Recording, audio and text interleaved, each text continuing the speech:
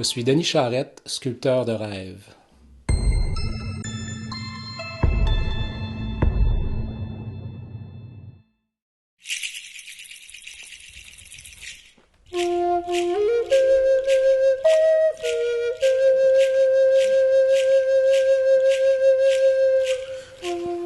Le son, là, ça, là, le son qu'on entend, là,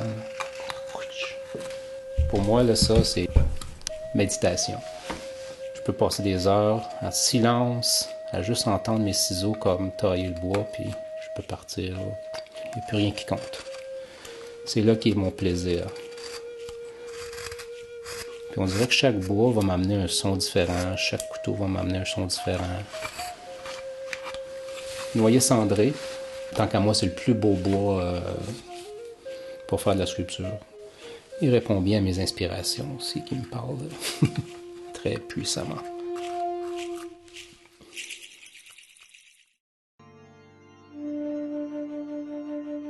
Je suis né à Hall, j'ai grandi à Gatineau, pas loin d'ici.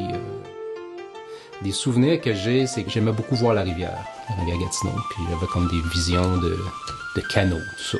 Ça, c'est mes petits souvenirs d'enfance. Puis, mon héritage autochtone, c'est pas quelque chose que j'ai su jeune, sauf des histoires que j'entendais parler de l'ancêtre, là, mais très peu, surtout mes oncles qui parlaient de ça. Puis quand j'étais arrivé à l'adolescence, j'ai commencé à m'intéresser plus cette culture-là, sans savoir trop pourquoi, mais ça m'intéressait. Je vivais ça, tu sais. Puis là, la sculpture est arrivée environ à l'âge de 16 ans. Je me souviens, à Polyvalente, je sculptais des petits colliers, comme je porte encore aujourd'hui. Mais à ce moment-là, j'avais aucune idée que je pouvais devenir un artiste, puis faire de la sculpture, puis gagner ma vie. Ça, c'était vraiment pas dans mon plan. Sauf que j'aimais ça. Ça, je savais que j'aimais faire ça. Moi, je suis sorti du cégep technicien en électronique. J'ai travaillé dans des shops, puis c'était très plate. Donc là, j'avais du temps. J'ai commencé à ramener des morceaux de bois à job, un petit canif, puis j'ai commencé à sculpter. Vraiment, ma première sculpture que j'ai faite il y a 30 ans, tu sais, je l'ai appelée le premier contact.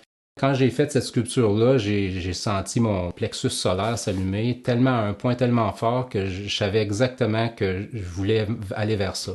Mais avec toute l'innocence du jeune homme qui sait aucune idée où il s'en va, puis je l'ai fait, tu sais, j'ai persévéré dans toutes ces années-là avec tout l'encouragement de mon entourage, la famille, des amis. Tu sais, j'ai vu des gens en pleurs devant des œuvres que je faisais, puis je me suis dit, j'ai pas le droit de renier ça, j'ai pas le droit de refuser ce talent-là. Il faut absolument que je réussisse à continuer le reste de ma vie à faire ça.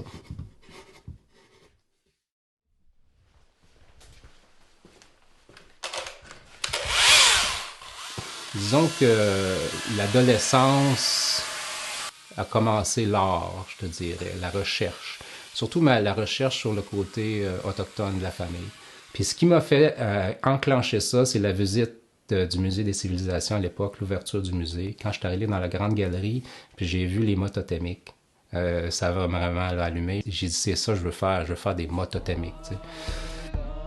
Mes premiers mots totémiques, c'était des petites sculptures très abstraites. J'allais pas dans le concret. Je voulais pas faire ce que la côte ouest, les Haïdas, les Salish, ils font. Mon but, c'était pas de reproduire.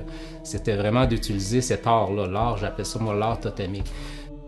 Le mot totem vient des Algonquins. Ça vient du territoire d'ici, de l'est du Canada. Là, je me suis dit, pourquoi on utilise le mot totem, puis ça vient de l'ouest?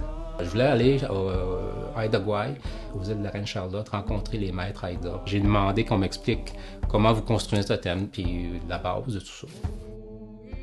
Donc, quand je suis revenu de mon voyage, je me suis dit, moi, mon but, ça va être de reprendre nos histoires. J'étais un peu un pont, je suis un métis, donc j'ai essayé de regrouper tous les territoires du Québec avec les histoires qu'on m'a racontées, puis de créer des œuvres avec ça. Ça n'a pas toujours été des œuvres totémiques, mais l'esprit des choses à travers ça. Ça a toujours été ça qui m'a nourri. Le côté spirituel, la connexion avec les animaux. Puis ça, il fallait que je représente ça aussi. Puis ma matière, ça a été le bois, l'arbre.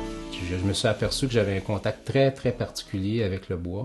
C'est probablement une connexion spirituelle que j'ai avec la matière, cette matière-là, qui m'amène à comprendre sans comprendre, à foncer, à aller de l'avant sans en savoir tout. Je n'ai pas besoin de tout savoir, je sais que il va y avoir une révélation à un moment donné. Le bois va m'amener à la bonne place. Ça, j'en suis convaincu aujourd'hui. Puis à travers ça, ben, il se révèle des œuvres comme ça ici, puis comme toutes les autres que j'ai faites dans le passé.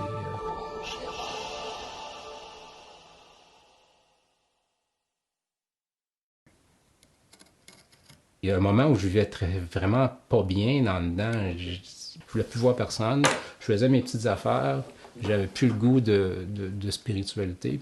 Jusqu'à ce que je monte à Kitigan-Zibi au rassemblement de grand-père William Commanda, puis je rencontre Dominic Rankin, puis qui m'invite dans un sweat lodge. Puis sans lui savoir ce que je vivais, il m'invite à guérir mon cœur. Mais quand je suis revenu ici, pas longtemps après, j'ai un de mes amis qui m'avait laissé un gros morceau de bois dans ma cour. Puis fil en aiguille, il rentre dans l'atelier, il sait pas quoi faire avec ça, ça a passé des semaines à tourner alentour. Puis à un moment donné, je pogne un petit panache d'orignal que je mets dans un... Il y avait un nœud, c'était une espèce de bio avec des trous. Là. Je mets le panache dans le trou, puis là je me recule, puis je vois tout ce qui se passe dans cette bûche-là. Je vois le personnage, je vois sa main, c'est un guerrier qui vient comme... Il est fier, là, tu sais. J'ai dit, ça va être... Ah, ça, c'est là, je m'en vais. Puis là, je venais de comprendre que tout ça, c'était lié avec le sweat lodge de Dominic Rankin que je venais de vivre. J'avais une pierre que j'ai ramassée. C'est comme un cœur humain, pétrifié avec le temps. Puis quand je suis arrivé au torse, dans le bois, il y avait une cicatrice. Puis quand j'ai vu que ça arrivait direct à la bonne place pour le cœur, j'ai dit, c'est là que s'en va le cœur. Faut que je remette mon cœur à la bonne place. J'ai tout ramené ça dans cette sculpture-là. Puis après, j'ai commencé à me sentir mieux, puis de ressortir de ma coquille, puis de dire, bon, ben là, comme il est temps que je vive d'autres choses. Ça, c'est un exemple là, de ce que je peux vivre avec le bois. Ça a été la matière. J'ai essayé plein de choses en sculpture. J'ai fait de la sculpture de neige à balle de neige pendant 11 ans. J'ai fait merveille de sable à Gatineau, Black-Beauchamp. Mais je tenais toujours à être payé. J'ai dit, si vous voulez m'avoir là, vous allez me payer. C'est un débat dans la société. Tu sais, les artistes, on dirait qu'on pense toujours qu'on vit avec rien. Mais pourquoi qu'on serait différent d'un autre qui travaille à l'usine? Je ne vois pas, moi, la différence. On me considère comme un rêveur. Okay? Chez les aînés, chez les communautés autochtones, on m'appelle le loup rêveur. On m'a donné toutes sortes de noms. Puis, à force de cheminer dans cette dimension-là, ben, les rêves viennent à moi, puis je crée avec ça. Moi, je le laisse guider par mon inconscient, puis après, je découvre. Il y a des œuvres très spirituelles que j'ai appelées maîtres de la terre, puis c'est les enfants de la terre. Tu sais, c'est une vision encore dans un sweat lodge que quand je voyais des danseurs sur un tambour, puis à un moment donné, je suis sorti, j'ai pris le bio, puis j'ai commencé à sculpter cette œuvre-là. Ça, je pense que c'est l'œuvre la plus spirituelle que j'ai pu créer.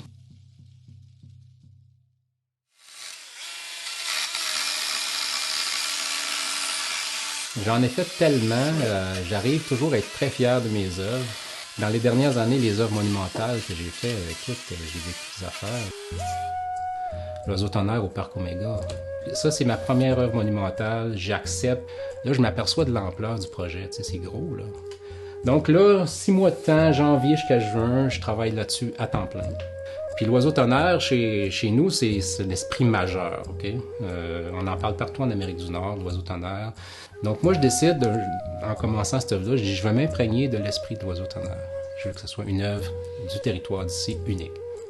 J'ai dit, la plus belle chose qui peut m'arriver, la plus belle approbation, c'est la nature qui va me le donner. Le 23 juin 2011, vous regarderez les archives. Je m'en vais, j'avais tout installé, mais il y a l'inauguration, donc tout le monde, il y a plein d'invités, les Premières Nations, les chants, tout ça. Olivier, le propriétaire du parc, s'en vient me voir, me dit merci. On se serre la main, en se touchant les mains. Clac, coup de tonnerre dans la montagne. Les deux, on s'est regardés, puis on n'a pas dit un mot, on a juste souri, on s'est dit merci. Je venais d'être approuvé par la nature. Ça a été la première, il y en a, je sais plus, des fois je dis 18, 20, faut que je les compte, là, mais je pense qu'il y en a 18. On a créé ce qu'on appelle le Sentier des Premières Nations, qui est quand même unique en Amérique du Nord. C'est un bel endroit, je l'appelle, moi, ma galerie à ciel ouvert. m'a donné la chance de pouvoir créer 18 œuvres monumentales comme ça. C'est quand même assez exceptionnel.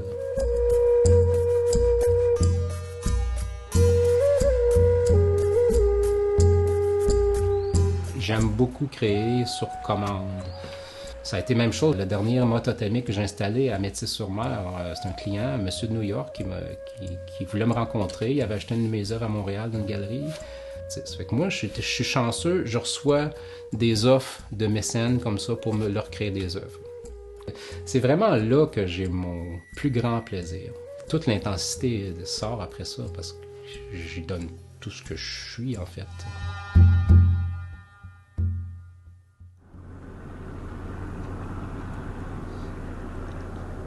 Dernièrement, c'est au pénitencier de la Macasa aussi qu'on m'a appelé pour aller faire du mentorat, que j'appelle. Donc, il y avait une belle bille de cèdre rouge qui m'attendait, 12 pieds de haut, puis on me donne carte blanche à la création. Fais ce que tu veux, mais tu vas avoir 3 gars avec toi, puis 3 détenus, puis ils vont travailler. Puis ils sont motivés. Genre, parfait. J'essaie toujours de pousser la note un peu plus, de pas juste faire un mât totémique, mais il faut que ça représente quelque chose. La partie majeure, centrale du totem, c'est un aîné. Puis l'aîné, bon, il est comme enlacé avec une grenouille. La grenouille, elle symbolise très fort sur le nettoyage. Les gens qui viennent d'ici pour faire leur peine, si on veut dire, mais ils ont un cheminement à faire. Donc, ils doivent passer par un nettoyage. Puis les gars, ils comprennent ça très, très bien. Ils savent où on s'en va avec ça. Les autres sont dans leur culture totalement à travers ça. I really like it when I'm doing stuff like this. It gives me the strength with my spirit inside of me. When we first started it, I felt a lot of energy in the wood when I did this. And I really thank Denis for showing us how to do this, and so we can take this when we go back to our communities and then do it like what we did here, right? Et au-delà de l'œuvre, il y a le côté vibratoire, le côté spirituel qui va être aussi ressenti. Puis là, ben, on n'est pas insensible à tout ça. Je pense que l'œuvre va vraiment être un phare pour les prochains qui vont passer, puis qui vont vouloir peut-être se servir de ce médium-là pour cheminer dans la vie, comme j'ai fait. Moi, je me suis guéri de plein d'affaires avec ça. When you make stuff like this, I learned that you have to have positive thoughts, because all your energy goes into the piece you're making. Here, I don't see the time. I only see that serene moment. Je m'aperçois que sont rêveurs, eux aussi, puis ils m'amènent des idées, ils me disent ça, t'as-tu vu ça, t'as-tu vu ça? Je l'avais pas vu encore, mais oui, c'est vrai. C'est une belle rencontre, puis un beau partage.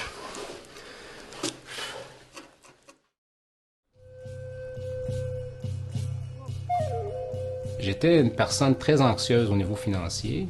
J'ai choisi un métier où ce qui était le plus difficile au niveau financier, sans savoir que j'aurais à vivre des moments terribles. Là. J'ai dit, qu'est-ce que tu veux? Je vais m'essayer au moins. Si je ne l'essaye pas, je ne saurais jamais. Je me suis programmé mentalement à travailler jusqu'à 85. Donc, il me reste encore au moins 30 ans à faire, puis peut-être encore plus si mon corps le permet. Ce que j'ai appris à travers les aînés, puis les communautés autochtones, puis ma démarche, mon chemin à travers ça, c'est qu'on fait partie du grand tout. On est un embryon, on devient des adultes, puis on pousse comme un arbre. Donc, on est tous reliés.